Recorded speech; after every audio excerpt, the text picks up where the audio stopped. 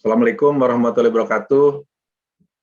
Bertemu lagi dalam bincang-bincang bersama saya Ahmad Juwaini untuk membicarakan berbagai hal seputar keuangan sosial, zakat, wakaf, infak, sedekah, dan berbagai hal terkait dengan ekonomi dan keuangan umat. Pada kesempatan ini kita bersama punya tamu ya, namanya Pak Supardili. Ya, saya sering manggilnya Mas Supardili. Ya. Assalamualaikum warahmatullahi wabarakatuh, Mas Supardili. Waalaikumsalam warahmatullahi wabarakatuh. Sehat, Mas Supardili? Alhamdulillah Pak. Sehat walafiat. Pak Ahmad juga ya, kelihatannya sehat, awet muda ya. Alhamdulillah. Ya, terima kasih Mas Supardili udah berkenan bergabung dalam bincang-bincang bersama saya di sini. Siap Pak, alhamdulillah. Wah, ini kehormatan ini untuk saya bisa diskusi dengan Pak Ahmad. Ya, Mas Supardili ini kita undang di sini karena beliau ini mendirikan apa yang dimaksud dengan Baitul Mal Bestari. Nah, Mas Supardili boleh cerita apa sih yang dimaksud dengan Baitul Mal Bestari itu? Iya, terima kasih Pak Ahmad. Ini kesempatan luar biasa dan kehormatan untuk saya. Baik, Baitul Mal itu tentu saja adalah lembaga sosial. Ya, kita sama lah begitu ya dengan lembaga amil zakat, begitu Pak. Dan nama kita Bestari itu singkatan dari berkah sejahtera tanpa riba. Jadi memang maksud dan tujuan atau visi misi Baitul Mal Bestari ini didirikan, kita ingin agar ada banyak lembaga yang kemudian concern kepada masalah-masalah ekonomi umat, dan yang paling terutama adalah bagaimana kemudian kita bisa melawan, kemudian bahkan kalau mengikuti Al-Quran itu menghancurkan dan menggantikan gitu ya sistem ekonomi ribawi begitu Pak. Itu ininya ya, motivasinya atau latar belakangnya gitu ya? Iya betul. Kalau latar belakang atau sejarah lah begitu ya. Iya. Kita itu di tahun 2017 akhir kita ada pengajian dengan teman-teman pengusaha di Depok Pak. Setiap hari Rabu, maka kita menyebutnya sebagai reboan, dan di forum itu karena hari Rabu begitu ya, kebanyakan memang pengusaha, dan setelah ngaji, setelah ngobrol-ngobrol dan seterusnya, seringkali kita diakhiri dengan curhat begitu tentang bisnis, tentang masalah-masalah yang dihadapi dan seterusnya. Dan ternyata ada beberapa teman kita yang curhatnya itu kemudian adalah masalah riba gitu. Jadi ada teman yang usahanya dulu bagus gitu ya, memulai dari nol, dan kemudian di tahap tertentu ingin mengembangkan bisnis dan mengambil pinjaman ribawi, ternyata berkembangnya hanya sebentar, setelah itu kemudian malah bisnisnya terpuruk, aset-asetnya malah kemudian jadi berkurang, ada yang menghilang gitu ya. Nah ini yang menjadi concern kita kemudian. Maka kita lakukan sesuatu. Nah maka kita dirikanlah Baitul Mal. Kenapa Baitul Mal? Karena kita melihat bahwa inilah lembaga yang pertama didirikan oleh Rasulullah Shallallahu Alaihi Wasallam, dan menjadi lembaga yang memang fokusnya memang untuk memajukan ekonomi umat begitu kemudian. Dan kita sebagai lembaga sosial mengambil peran dan fokus itu di Qardul Hasan Pak Ahmad. Itu memberikan pinjaman dana tanpa bunga untuk para anggota kita. Kalau yang mendirikan siapa aja? Kalau yang mendirikan siapa aja? Ya, yang dirikan saya, kemudian ada Ustadz Tri namanya, ada Ustadz Agus, dan Ibu Lydia, Ibu Herlina Yuli, orang-orang Depok aja sih Pak. Oke, oke, oke. Ya, ya, ya, ya. Nah, terus Kita, ya, lanjut dulu, Mas Supardi. iya, kita kemudian setelah terbentuk lembaganya, kemudian kita dirikan yayasan. Nah, karena di yayasan itu kita butuh ada pembina, maka kita minta Pak Muflis Yusuf, senior saya di IPB, dan beliau berkenan untuk membina kita menjadi pembina dari Baitul Mal Bestari, dan ya beberapa tokoh juga kemudian kita hubungi dan alhamdulillah memberikan tanggapan yang positif. Pak Supardi ini di Baitul Mal Bestari posisinya sebagai ketua yayasan atau sebagai direktur atau sebagai apa sebutannya di sana? Saya direktur Pak. Oh, direktur. Oke. Iya. Baik. Nah, apa sih perbedaan Baitul Mal Bestari dengan lembaga keuangan lainnya? Iya, yang pertama biasanya lembaga keuangan itu menjadi lembaga bisnis. Dia kemudian menjadi kalau lembaga-lembaganya seperti bank atau BPRS atau BMT itu kan lembaga-lembaga bisnis, atau Kopsyah gitu ya, koperasi syariah kan juga itu lembaganya lembaga bisnis. Sedangkan kami Baitul Mal namanya juga Baitul Mal, dan kemudian di kelembagaannya juga yayasan, maka kita adalah lembaga sosial. Jadi kita ini lembaga sosial yang bergerak di ekonomi, khususnya di finansial, dengan program utama Qardul Hasan, pinjaman tanpa bunga. Begitu Pak. Baik. Kalau yang dilayani apa? Yang dilayani oleh Baitul Mal Bestari ini apa saja yang dapat dilayaninya? Iya, program kita yang utama ada 3 Pak. Yang pertama tadi yang utama adalah program pinjaman tanpa bunga. Yang kedua adalah mentoring bisnis. Nah, yang itu untuk anggota dua-duanya. Yang ketiga itu adalah kita advokasi Baitul Mal ke masyarakat. Jadi kita mengajak ke masyarakat, ayo dirikan Baitul Mal model Bestari, begitu Pak. Sehingga kemudian kita punya teman-teman yang kemudian bisa sama-sama menggulirkan atau memperjuangkan visi misi ini kemudian. Nah, seperti itu Pak ininya. Tapi kalau yang untuk anggota tadi, pinjaman tanpa bunga, nah ini untuk 3 keperluan biasanya. Yang pertama untuk modal bisnis, itu produktif artinya. Yang kedua ada juga yang untuk konsumsi, karena kadangkala anggota itu terutama para UMKM itu biasanya juga terutama butuh handphone ya Pak ya. Karena sekarang zaman digital, mereka membutuhkan handphone untuk bisa digital marketing. Nah, maka kita juga melayani pinjaman tanpa bunga itu untuk pembelian handphone.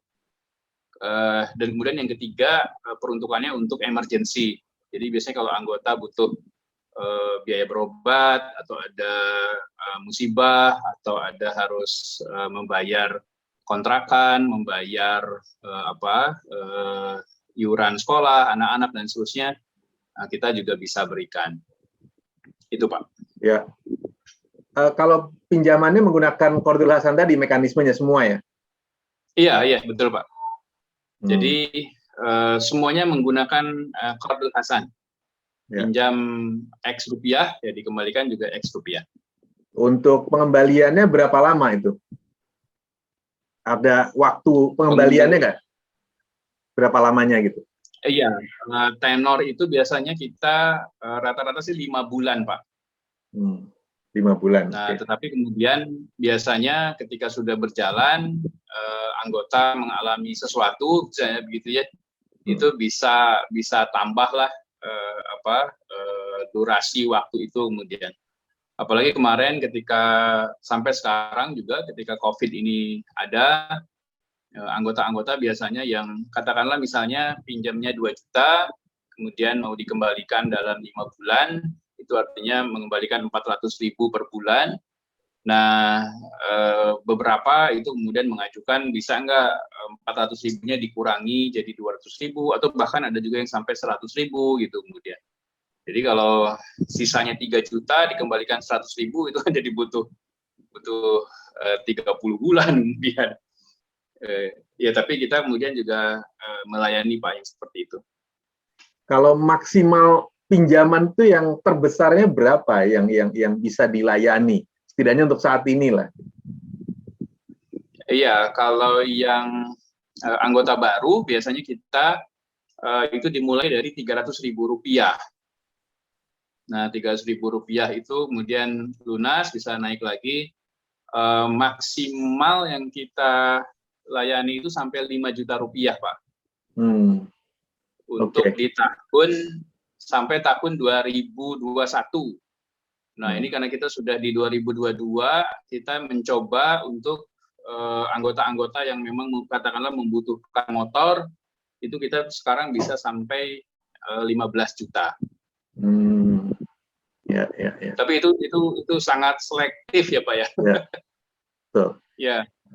Kalau persyaratan untuk mendapatkan layanan itu apa syaratannya? Iya, yang pertama masyarakat menjadi anggota dulu. Nah, syarat menjadi anggota ini yang pertama menyerahkan foto KTP, kemudian KK, foto KTP, foto KK, kemudian mengisi formulir keanggotaan dan membayar biaya administrasi Rp50.000, Pak. Syarat wajibnya sudah itu aja. Ya. Tapi tinggalnya nggak harus di mana gitu. Misalnya apa seluruh Indonesia atau misalnya hanya di Jabodetabek, sekarang itu hanya di Depok aja gitu atau gimana gitu? Iya, kita sempat melayani sampai seluruh Indonesia, Pak. Jadi kita memang ingin mencoba, gitu, ingin lihat ini test case, gitu ya, cek ombak seperti apa sih di seluruh Indonesia, gitu. Memang responnya sangat luar biasa, banyak sekali yang mendaftar menjadi anggota, karena ya dengan daftar kalau di sisi finansial, daftar biayanya Rp50.000, gitu ya, dan kemudian dapat pinjaman sebesar Rp300.000, gitu. Di sisi itu menguntungkan. Nah, kita coba kemudian seluruh Indonesia, memang tanggapannya luas, ada yang dari Sumatera, gitu, dari Medan sampai Kalimantan, Nusa Tenggara dan seterusnya kemudian. Nah, kita sempat melayani yang seperti itu, dan kemudian alhamdulillah kita mendapatkan kredit macet, Pak, yang besar. Dengan pola itu, gitu. Iya. Oke. Jadi sehingga kemudian belajar ke situ Kota Depok saja. Sekarang ini hanya Kota Depok saja ya? Ya, betul Pak. Kalau sekarang itu fokusnya Depok. Nah, kita juga ada kerjasama dengan beberapa kelompok UKM. Maka di Bogor kita juga kemudian melayani Bogor berdasarkan kelompok UKM tersebut. Intinya masih di radius-radius yang dekat-dekat dulu lah kalau sekarang ini ya. Ya, betul Pak. Kalau secara umum perkembangannya bagaimana menurut Mas Supardi sendiri dari mulai dirikan 2017 sampai sekarang awal 2002 nih, evaluasinya perkembangannya bagaimana menurut Mas Supardi sendiri? Iya, alhamdulillah sih Pak, kalau ini perkembangan lumayan lah begitu ya. Meskipun saya menilai sih dan teman-teman masih kecil, dan kalau Baitul Mal Bestari sekarang kira-kira anggotanya ada 300-an orang, dan kemudian kita sudah bisa melayani sampai 230-an anggota yang bisa kita memberikan pinjaman itu, dan kemudian di sisi lain kita juga sudah berhasil menduplikasi model Baitul Mal Bestari, Pak. Yang pertama ada 4 komunitas, satu di Jakarta Selatan itu mendirikan juga Baitul Mal Fatir 30 namanya, kemudian di Tangerang Selatan itu mendirikan Baitul Mal Lestari, kemudian di Bogor juga ada mendirikan Baitul Mal Berkah Amanah, dan di Bekasi itu mendirikan Baitul Mal Inaba. Kemudian juga yang berbasis masjid, sudah ada 4 masjid juga yang kemudian berkenan untuk mendirikan Baitul Mal model bestari dengan fokus tadi ke Qardul Hasan. Ada DKM Al Furqon di Bekasi, kemudian DKM Masjid An-Nur di Bekasi juga, dan ada Masjid Babus Salam di Tangerang Selatan, dan Masjid Al-Amin di Bogor, Pak. Kalau yang tadi beberapa Baitul Mal yang juga berdiri beberapa wilayah itu, termasuk yang itu ada hubungan kelembagaan atau bisnis nggak dengan Baitul Mal Bestari? Atau itu hanya hubungan transfer ilmu dan pendampingan pengembangan aja gitu, gimana? Iya, kita sama-sama menghela gerakan ekonomi sedekah, begitu Pak. Jadi kalau hubungan secara kelembagaan sih ya kita berjejaring saja tanpa ada yang menjadi tidak ada instruksi apapun gitu ya. Jadi tidak ada satu lembaga yang berada di bawah lembaga yang lain, sifatnya berjejaring saja kemudian Pak. Dan kita ada satu kerjasama begitu, satu Baitul Mal misalnya punya program, maka Baitul Mal yang lain biasanya juga ikut membantu. Seperti itu Pak. Kalau dari pengamatan Mas Supardi ya, sudah hampir, kan ini program sudah 3 tahun lebih ya. 4 tahun, malah 4 tahun menjelang 5, bahkan 4 tahun menjelang 5 ya. Itu sebenarnya semangat orang-orang seperti Mas Supardi dan rekan-rekannya, termasuk yang kemudian mendirikan beberapa Baitul Mal yang berdiri beberapa wilayah itu apa yang membuat kemudian tanda petik bersemangat gitu mengembangkan layanan ini, padahal ini bukan bisnis gitu. Sebenarnya apanya gitu yang menjadi dorongan paling kuat buat rekan-rekan semua ini gitu? Iya, yang pertama teman-teman yang mendirikan Baitul Mal ini biasanya pengusaha, dan beberapa kemudian memang sudah berinteraksi dengan lembaga-lembaga keuangan. Nah, ketika berinteraksi dengan lembaga keuangan, baik yang ribawi maupun yang syariah, ternyata mereka mengalami beberapa kesulitan, begitu Pak, karena lembaga-lembaga ini kemudian memang ya karena lembaga bisnis, begitu ya, sehingga memang business minded kemudian. Dan ternyata teman-teman yang berinteraksi itu beberapa bermasalah, dan kemudian ketika kita menyampaikan bahwa ayolah kalau begitu kita dirikan Baitul Mal, kita himpun dana sosial, dan kita amalkan Al-Quran, Al-Baqarah 276, yamhaqullahu riba wa yurbis shadaqah, Allah menghancurkan riba dan menyuburkan sedekah. Nah, ini kita betul-betul berpegang teguh kepada ini, sehingga kemudian kita juga melihat Pak bahwa gerakan ekonomi syariah yang ada sekarang kemudian ini juga jadi pemicu kita. Ternyata setelah 30 tahun ekonomi syariah hadir di Indonesia, kalau bicara perbankan kan porsi perbankan syariah itu tidak pernah lebih dari 6% kemudian. Nah, kalau syariahnya 6% kan berarti 94% adalah yang ribawi. Nah, kita melihat apa sih bisa begini gitu ya, padahal kita ini umat Islam besar, banyak, kenapa justru keuangan syariah yang sudah 30-an tahun itu tidak beranjak dari 6% itu, kenapa kecil sekali kemudian.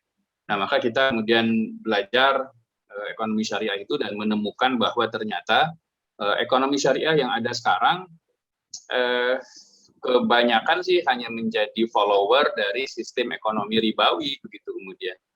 Ketika sistem ekonomi ribawi itu membuat sektor moneter sebagai bisnis, nah maka kemudian lembaga-lembaga syariah juga melakukannya.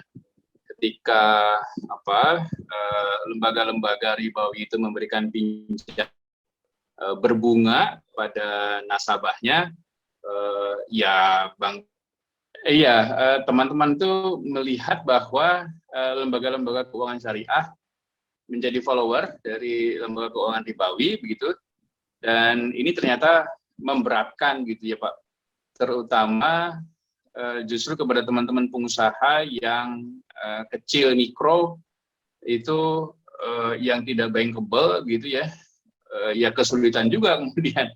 Jadi padahal di anggapannya teman-teman itu berpikir bahwa loh ini ekonomi syariah harusnya untuk umat gitu. Nah bicara umat, bicara pelaku ekonomi kecil begitu kemudian. Tetapi ketika mereka mengajukan ke perbankan, itu tetap aja sama syarat-syaratnya begitu kemudian ya. Usaha itu harus berjalan 2 tahun, laporan keuangan harus baik, kemudian harus ada kolateral, jaminannya sesuai dengan jumlah yang dibutuhkan dan seterusnya itu kemudian. Nah, dengan latar belakang seperti itu, kemudian teman-teman melihat bahwa pola Baitul Mal ini menjadi solusi bagi kebutuhan-kebutuhan bisnis dan non bisnis dari mereka-mereka kemudian. Mas Supardi, kan kalau kita memberikan layanan yang semakin banyak, itu kan berarti uang yang kita pinjamkan juga perlu lebih banyak. Nah itu artinya para pendiri atau pengusaha-pengusaha yang tergerak ini juga akan menambah sedekah lagi untuk menambahkan uang ke dalam Baitul Mal ini agar kemudian bisa memberikan pinjaman lebih banyak kepada anggota tadi gitu. Iya betul Pak. Jadi kita kan juga memang mengedukasi anggota agar bersedekah itu bukan hanya ketika mau pinjam gitu ya. Jadi kapanpun ya ayo kita bersedekah gitu. Kemudian kita ada program sedekah harian gitu misalnya, yang anggota kemudian silakan bersedekah. Dan kita mengedukasi bahwa dengan bersedekah justru bisnis bisa lebih baik, bisa lebih lancar, ya dapat pertolongan Allah dan seterusnya itu kemudian.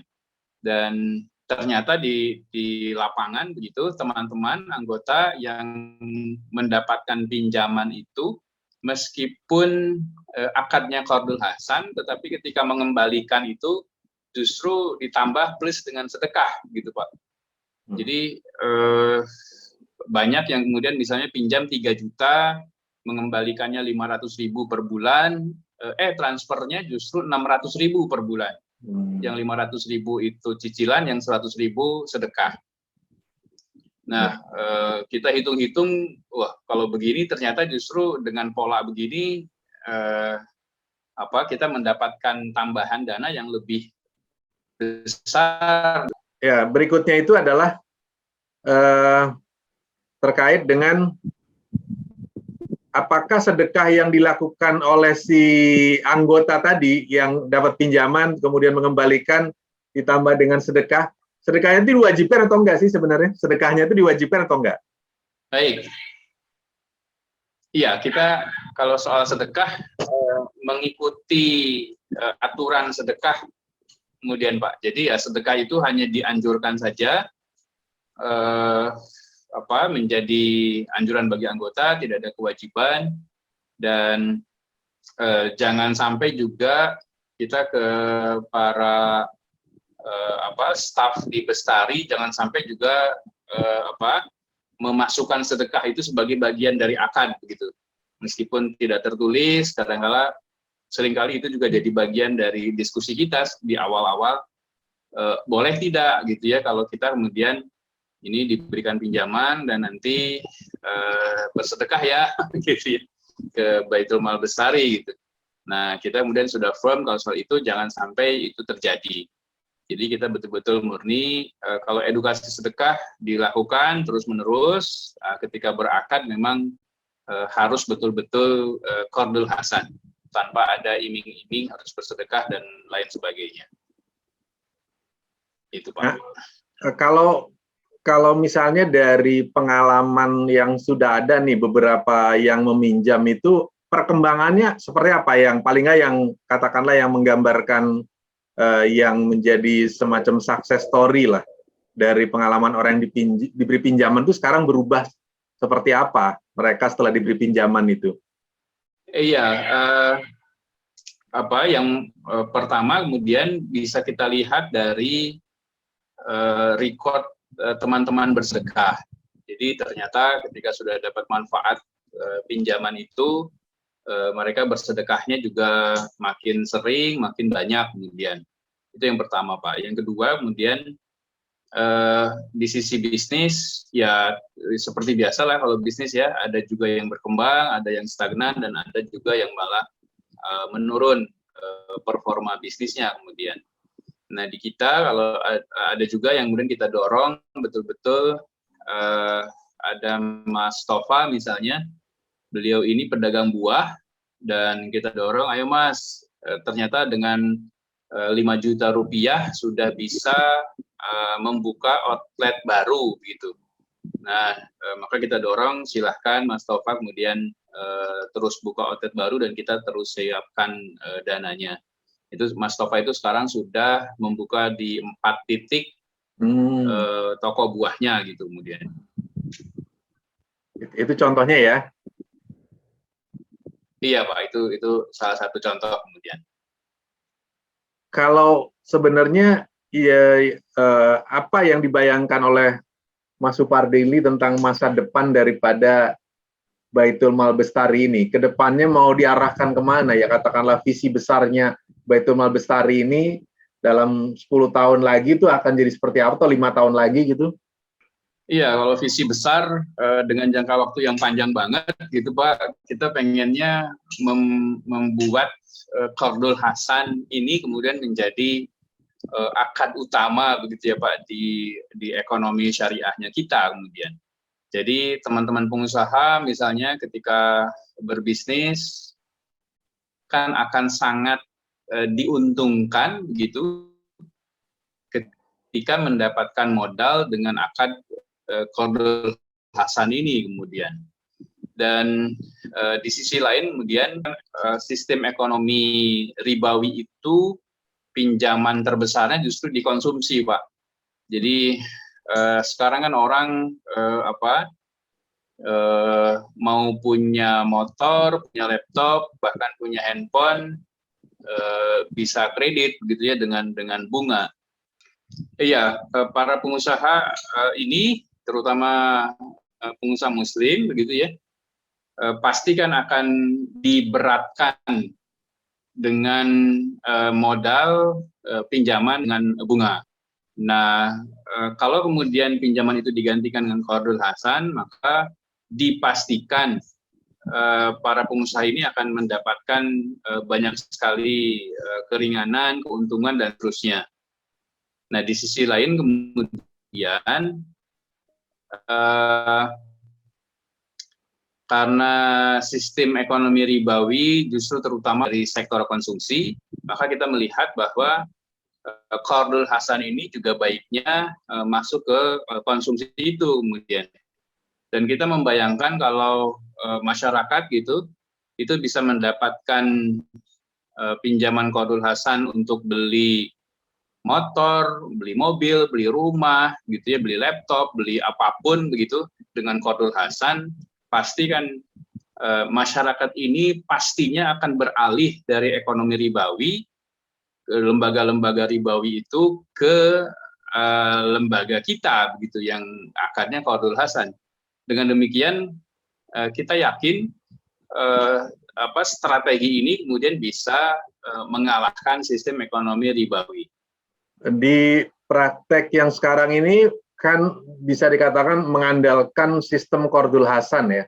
Nah, apakah tidak pernah terpikir akan adanya misalnya mekanisme musyarakah atau mudharabah gitu ikut diadop dalam sistem membantu pengusaha-pengusaha ini?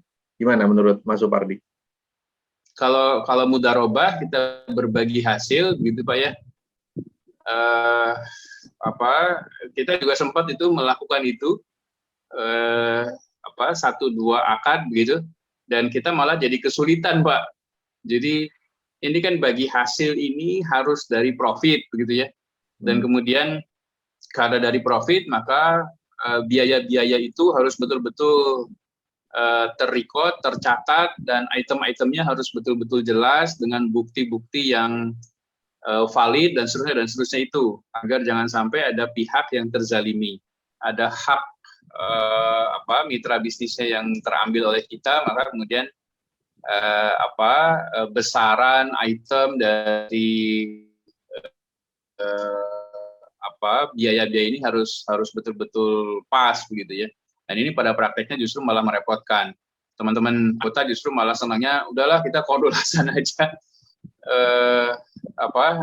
Daripada begini menyita banyak waktu juga kemudian, karena harus ada laporan yang betul-betul jelas begitu ya, dan seterusnya itu. Baik, Mas Gitu, Supardi, dengan melihat perkembangan yang ada dan juga perjalanan yang sudah dilewati, jadi kalau dilihat itu sebenarnya perkembangan Baitul Mal Bestari yang sekarang ini menggunakan akadnya itu adalah akad Qardul Hasan, itu tantangan-tantangan yang dihadapinya apa saja tuh? Iya, yang paling utama tentu saja adalah besaran dana, Pak. Jadi sekarang ini anggota harus antri untuk bisa mendapatkan pinjaman Qardul Hasannya, karena memang ketersediaan dana kita dibandingkan dengan pengajuan anggota tentu saja lebih rendah begitu kemudian, sehingga teman-teman anggota harus antri. Yang kedua, seperti juga mungkin lembaga-lembaga baru, itu SDM, Pak. Jadi karena kita mengawali ini dengan lembaga sosial begitu ya, tidak ada modal awal yang kita tetapkan, maka semua kita di Baitul Mal Bestari sampai sekarang masih relawan semua, termasuk saya begitu, sehingga kita kemudian belum bisa melangkah ke organisasi yang lebih profesional. Nah, yang ketiga kemudian di sisi donasi itu masyarakat suka agak heran, Pak, dengan program kita begitu ya, karena loh ini kok dana sedekah dipinjemin begitu ya. Bukannya dana sedekah itu ya buat fakir miskin aja lah, Anda bagi sembako begitu ya, dan seterusnya kemudian. Nah, ini kita menerangkan ini ke masyarakat itu butuh effort yang juga cukup besar, meskipun pada kenyataannya ketika mereka paham begitu ya, bahwa justru dengan dipinjamkan dana sedekah ini bisa bergulir, bisa memberikan manfaat ke lebih banyak orang, bahkan di istilah kita bahkan bisa merubah sistem ekonomi begitu kemudian. Kita seringkali menyampaikan, bayangkan Bapak Ibu kalau umat punya cukup dana yang besar sehingga tadi kebutuhan dana itu baik untuk yang konsumsi, mau beli laptop, motor, mobil, bahkan rumah nantinya begitu ya. Itu kalau dengan Qardul Hasan wah akan luar biasa gitu kemudian. Dampaknya untuk umat sangat diuntungkan, sudah untung halal pula gitu ya. Kalau sekarang orang itu pengen apa-apa, tadi motor, mobil, rumah, ya harus terjerat ke sistem ribawi, sudah mahal, haram pula, gitu kemudian. Nah, ketika pemahaman ini sudah hadir, biasanya sih masyarakat ini kemudian bisa mendukung gerakan kita, Pak. Dan apa yang sudah dilakukan untuk menghadapi tantangan-tantangan itu? Yang sudah dilakukan apa, atau bagaimana cara mengatasi yang sudah dilakukan? Iya, yang pertama kita terus-menerus Pak memberikan sosialisasi, terutama tadi kita berusaha untuk bisa mendorong DKM di masjid-masjid itu untuk mendirikan Baitul Mal. Jadi kita fokus mendekati masjid, mendekati DKM untuk mendirikan Baitul Mal model Bestari ini kemudian. Itu yang pertama. Yang kedua, kita menyiapkan alat-alat edukasi begitu, edukasi anti riba, edukasi tentang sedekah dan seterusnya, bisa berbentuk buklet. Nah, kalau buklet kita malah kerjasama dengan masyarakat anti riba, masyarakat tanpa riba (MTR), untuk kemudian kita mendistribusikan bukletnya mereka dan kita meminta mereka untuk mendistribusikan bukunya kita gitu. Jadi kita terus bekerja sama dengan berbagai lembaga keumatan ini agar kemudian bisa sama-sama menjadikan sedekah ini sebagai alat untuk bertempur melawan sistem ribawi. Gitu Pak. Ya. Pernah dilakukan nggak kerjasama dengan lembaga amil zakat gitu, lembaga amil zakat nasional misalnya gitu, untuk mendukung kegiatan ini atau kerjasama melakukan kegiatan ini gimana? Pernah nggak? Ada nggak? Iya, sudah Pak. Jadi kita kalau di sisi fundraising kita ada kerjasama dengan Synergy Foundation. Itu Synergy Foundation mengamanahkan dananya ke Baitul Mal Bestari untuk mendukung program Qardul Hasan. Kemudian dengan jejaringnya Basnas, kita juga kerjasama yang LPEM Pak, Lembaga Pengembangan Ekonomi Mustahik, yang ZMart itu. Nah, ZMart ini kita menyalurkan dana malah ke ZMart ini untuk kemudian menambah modal bagi warung-warung duafa itu kemudian. Sejauh ini sih itu aja Pak. Kalau dengan las-las besar ketemu pimpinannya susah Pak. Ketemu ketemu Mas Bambang misalnya gitu ya. Saya sempat ketemu Mas Bambang Dompet Duafa gitu ya, dan kemudian alhamdulillah beliau menyambut baik gitu dan melihat bahwa kalau kata beliau wah ini aha momen begitu ya, melihat bahwa ternyata memang kekuatan Qardul Hasan ini tadi bisa sampai merubah kepada sistem gitu, bukan hanya memberdayakan duafa tapi bisa sampai merubah sistem. Tapi ya biasa Pak, kalau lembaga-lembaga besar untuk membuat kebijakan begitu ya, untuk berkolaborasi dan seterusnya itu memang butuh waktu. Mas Supardili, kalau menurut Mas Supardili sendiri tentang masa depan Baitul Mal ini gimana gitu? Jadi kan sekarang ada pengelolaan Baitul Mal versi Mas Supardili, kemudian ada pengelolaan Baitul Mal versi Lembaga Amil Zakat, dan mungkin juga ada pengelolaan Baitul Mal versi yang lain lagi, apapun lah gitu. Nah, masa depannya ini gimana menurut Mas Supardi tentang pengelolaan Baitul Mal ini? Iya, karena saya pelaku begitu Pak, saya harus realistis melihat bahwa ini masa depannya penuh dengan perjuangan. Perjuangannya berat begitu ya, melihat bahwa masyarakat memahami sedekah itu baru sampai pada tingkat charity begitu, dan betapa masyarakat itu menyambut baik kalau programnya sedekah Jumat begitu ya, bagi nasi bungkus, bagi-bagi sembako untuk yatim duafa dan seterusnya begitu. Kemudian itu di satu sisi.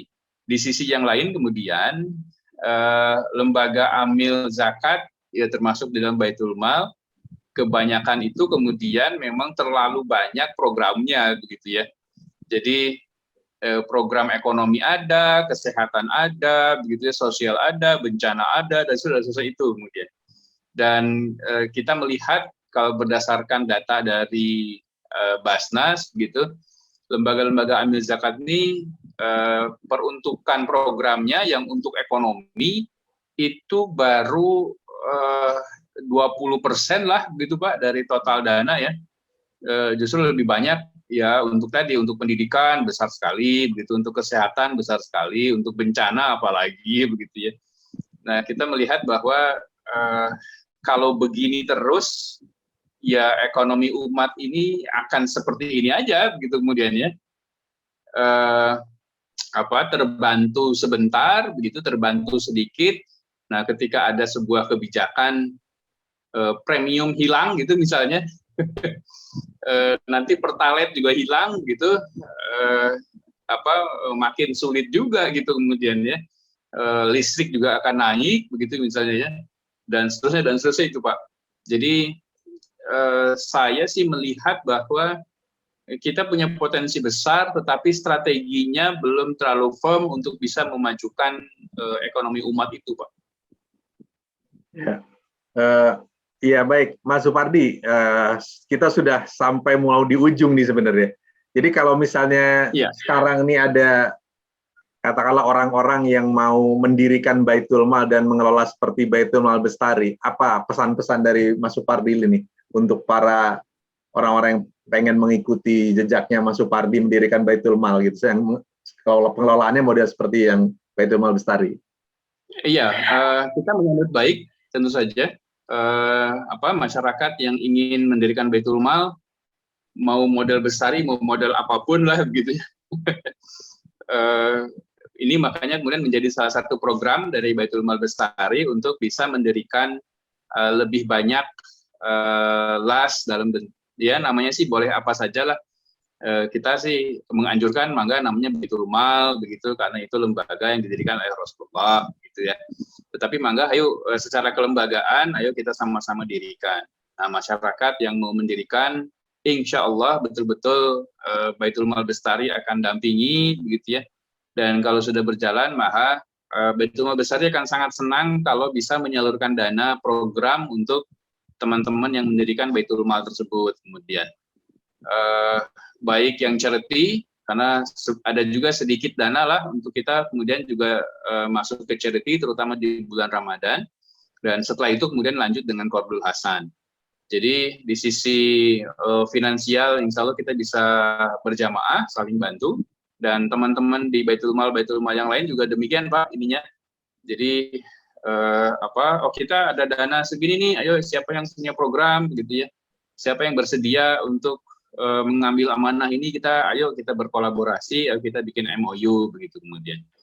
Nah, Bestari juga memang ke depan inginnya fokusnya nantinya di fundraising begitu, dan kemudian untuk program nanti kita bisa kerjasama saja dengan Baitul Mal yang ada, atau kalau bicara yayasan kan yayasan tuh banyak sekali Pak ya di Indonesia gitu ya. Dan kita ingin kemudian memang jangan sampai kita ini besar sendiri begitu ya. Sementara melihat teman-teman yang lain kecil-kecil ya kita nggak mau juga tergerak gitu. Nah, kita nggak mau begitu gitu. Ini karena kita mengalami kecilnya itu betapa susahnya jadi yang kecil begitu ya. Maka ayo nih yang kecil-kecil kita bergabung gitu ya. Kita silaturahim ke yang besar. Kita naikkan pengetahuan kita, kompetensi kita gitu ya, agar bisa menjadi lembaga yang makin baik. Dan ketika itu kemudian ayo kita desain agar kolaborasi itu kemudian menjadi value, menjadi budaya dari Baitul Mal. Sehingga kalau ada yang kecil itu ayo segera kita bantu begitu ya, yang besar segera kita bantu juga gitu untuk bisa berkolaborasi apapun itu gitu kemudian. Maka kita sih mengajak memang untuk terus komunikasi Pak dengan lembaga-lembaga yang sudah besar gitu ya. Ayolah berkolaborasi, jangan bicara dana lah sebesar atau sekecil apapun, yang penting kita berkolaborasi dulu sehingga kita bisa terutama yang kecil ini kami ini kan bisa belajar kepada yang besar gitu. Dan kita juga berharap yang besar itu juga kemudian kalau mungkin ya bisa terinspirasi juga lah gitu ya dengan gerakannya kita, dengan idenya kita gitu, dengan prinsip-prinsipnya Qardul Hasan ini, sehingga juga kemudian berkenan untuk punya program atau punya lembaga yang serupa. Nah, yang menyambut itu baru Sinergi Foundation Pak yang di Bandung itu kemudian. Jadi di sisi dana, Sinergi Foundation kolaborasi dengan kita. Sinergi Foundation juga sekarang sudah mendirikan LWQ namanya, Lembaga Wakaf Qard begitu ya. Jadi ya kemudian sama ininya, fokusnya juga ke Qardul Hasan itu kemudian. Nah, kita inginnya juga begitu. Di Dompet Duafa misalnya ada Social Trust Fund ya Pak ya. Nah, ayo kita kolaborasi deh gitu. Dengan dana yang sedikit dulu bisa bersilaturahim dan seterusnya. Basnas kan juga sudah ada ada programnya itu kan yang juga berbasis Qardul Hasan. Nah, kita ingin yang punya Qardul Hasan ini kemudian makin sinergis begitu dan membuat gerakan besar untuk kemudian mengqardul hasankan Indonesia. Baik.